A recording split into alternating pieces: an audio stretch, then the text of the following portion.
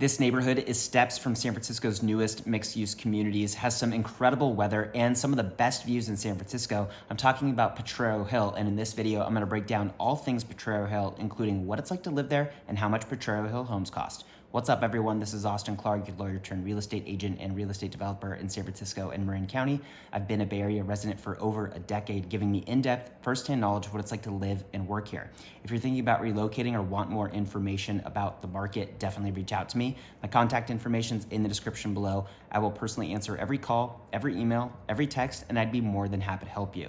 And if you like videos just like this, please subscribe to my channel and don't forget to click the bell so you're alerted every single time I post a video. All right, so this video is all about the Potrero Hill neighborhood on the southeastern side of San Francisco. Potrero Hill is located east of Mission, south of Soma, and north of Dogpatch and the 101 freeway. The area had its origination as a working class neighborhood in the 1850s because of its central location, close to Soma, close to downtown. But today it has transformed into a, somewhat affluent, very family-friendly neighborhood. It's really close to the nightlife and food of the Mission District, Michelin-starred restaurants in Soma, and it's super easy for commuting because of its proximity to the highway. So you get a lot of people, working in the tech industry living in Potrero Hill because it's so close to where a lot of those offices are, downtown Soma, and close to the freeway, so easy to get to the South Bay, where Silicon Valley is. The neighborhood is made up of mostly hillside blocks and a whole lot of completely flat space there.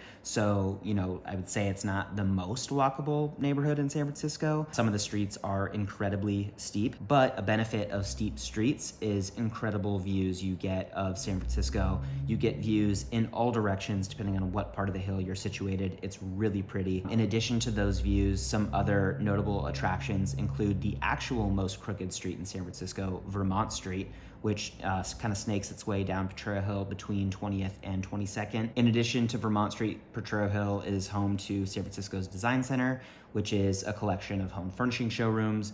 The main commercial strips of Potrero Hill run along 18th and 20th streets, and so that's where residents have a concentration of like cafes, restaurants, bookstores, bars. One of my favorite brunch spots in San Francisco called Plow is on 18th Street. It is incredible, but don't expect to walk in there. There's usually a super long line and they don't take reservations, and it's a really tiny spot, but definitely worth the wait. In addition to all the shops and restaurants, it is really close to Chase Center, Oracle Park, Mission Bay, and a bunch of new mixed-use communities that are under construction on the city's central waterfront near the Dogpatch, like Mission Rock and Pier 70 and the Potrero Power Plant complex. As far as weather goes, Potrero Hill gets its fair share of warm weather, a lot warmer than other parts of San Francisco, which is great because Potrero Hill has a lot of open park spaces. The Potrero Hill Playground and Rec Center is a great one. The city renovated it back in '07 with like new play areas, picnic tables, barbecue pits, basketball and tennis courts.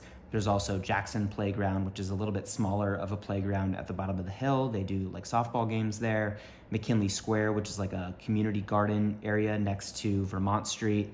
There are also outdoor festivals held yearly there with live music, activities for kids. So a ton really to do to take advantage of that better weather you can get in Potrero Hill. Now, as far as housing goes, the neighborhood is a pretty good mix of single-family homes and condos. Because homes in the area largely survived the 1906 earthquake and fire, a lot of them are, very iconic, historic San Francisco Victorians, but more and more as the days go by, you get more modern, new construction homes popping up, especially as the area becomes even more popular for young tech professionals. And because of a lot of the homes are built onto steep hillsides, like I mentioned, the homes tend to be somewhat vertical, so you're not really gonna find single-story homes. Sometimes they can get 3 or 4 stories high, but because of how elevated the homes are, you get incredible views from these residences. The streets there generally, I found, are a little bit hit or miss from an aesthetic standpoint. Some streets have a really nice collection of, updated, very beautiful homes. Some streets there, a little bit less so. It's a little bit, more interspersed, some super old rundown homes and some more modern homes. From a housing cost perspective, it is pretty in line with city average. 19 single family homes there have sold in the 6 months prior to me filming this video at the beginning of November of 2023 for an average of about $2.1 million, a little bit over $1,100 a foot, but there's a really wide range within that. Some are super high-end homes selling over $4 million,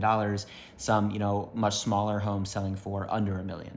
And like I said, this is relatively in line with average San Francisco single family homes, which sold for $2.1 million over that time period as well, and a little bit over $1,000 a foot. Over that same time frame, 32 condos have sold for an average of about $1.06 million or $1,023 a foot. And that's a little bit under city average, which was $1.25 million or $1,011 a foot. Well, there you have it. That's the scoop on the Potrero Hill neighborhood. If you're thinking about relocating or want more information about Potrero Hill or any other market in San Francisco or Marin County, definitely reach out to me. My contact information is in the description below. I will personally answer every call, every email, every text, and I'd be more than happy to help you.